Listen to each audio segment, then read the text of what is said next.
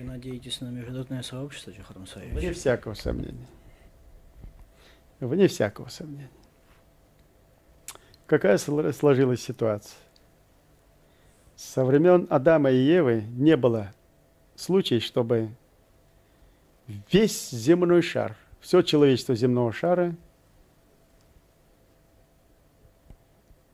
разделяло участь одной стороны и с глубокой ненавистью относилось к другой. Только сегодня сложилась такая ситуация.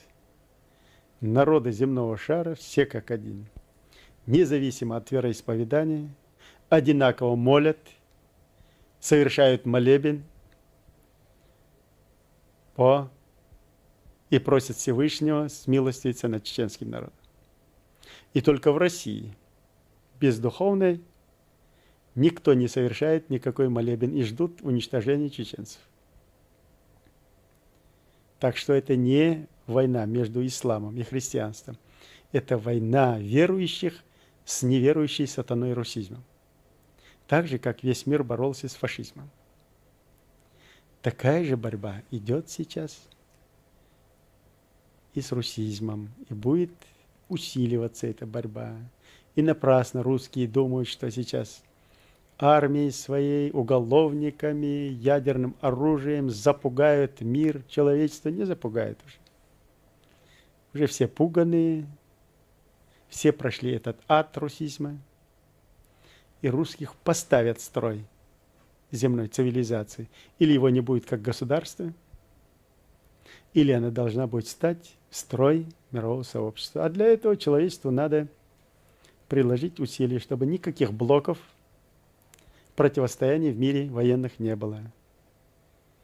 Особенно блока российского с русизмом и противостояния. Нужен только один блок. НАТО есть, и его надо наращивать.